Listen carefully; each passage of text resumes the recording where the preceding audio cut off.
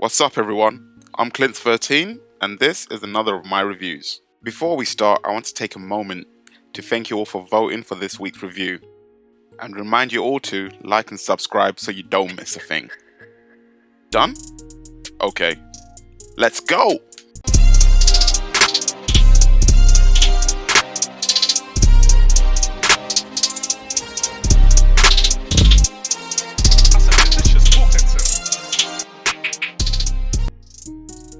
You voted, so you know what it is already. Of course, it's Spider-Man Miles Morales.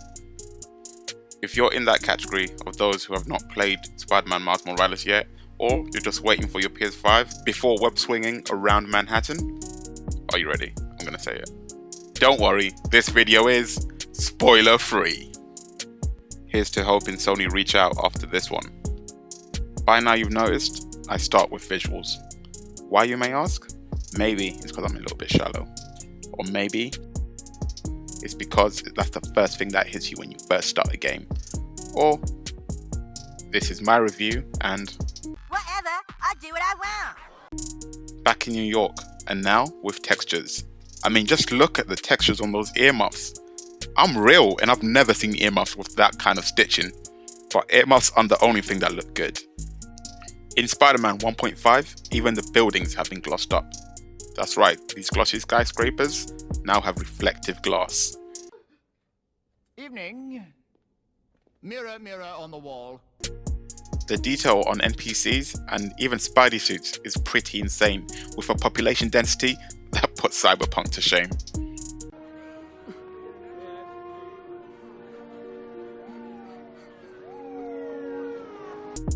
With a range of 19 costumes, 4 of which being variants of the iconic Miles Morales suit, I would say there is some customizability. There was a major change to costumes in this game in that they don't each have their own perks that benefit playstyle, like they did in the first version. It's really just for aesthetics. The skill tree is basic. It does allow for some development, but not much, which is always a foreshadowing of things to come, or lack thereof. As personally, I always judge the amount of unlockables, like in terms of perks and gear in a game, goes in correlation with the length of the game itself. Go gadget chopper. Gadgets are there to be unlocked and they're pretty fun to use, but the thing is there's only 4, whereas the 2018 version had 8 gadgets that obviously help with combat and everything else, but 4 is pretty small for a game that costs from £50 to £60. Apart from the usual Spider-Man powers, Miles also has bioelectricity, which he can use in punches or to propel himself to jump even further.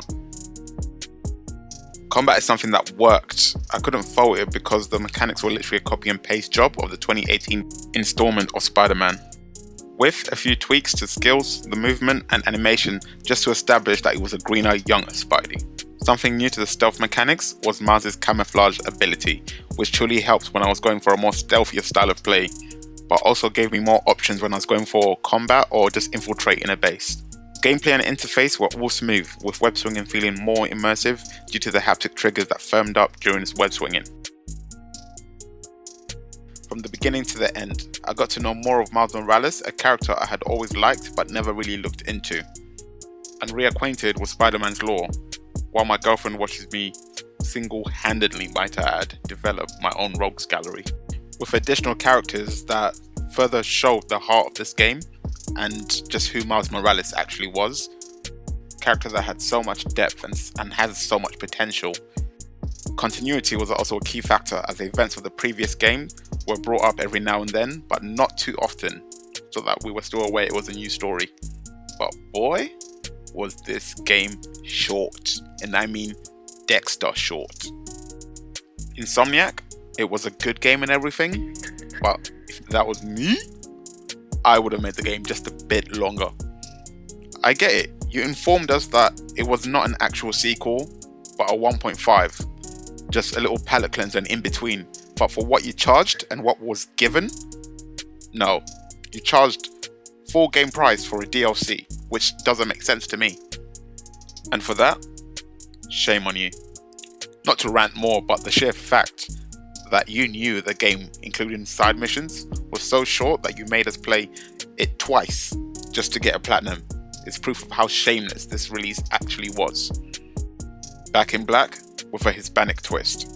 With web slinging that never made me doubt that I was Spidey. At times I would pick up my controller just to have some downtime. Great combat that just worked and encouraged me to sometimes just swing around looking for more fights, just so I could see how long I could chain my combos for. The main character is likeable and relatable, and the same can be said for the side characters that don't just seem to be there for support but feel integral to the story's development, and being able to be invisible every now and then added to this game's replayability. My only issue, and I'll keep going back to it, was the game's size. And ladies and gentlemen, some of you may say or have been told, size doesn't matter. Go to your search history, be honest, and tell me again, size doesn't matter. Despite all this, Spider-Man Miles Morales still gets a respectable 3.8 out of 5 daisies. Thank you everyone. Let me know what you thought of this review and Spider-Man Miles Morales in the comments down below. P.S. Don't forget to like, share, and subscribe.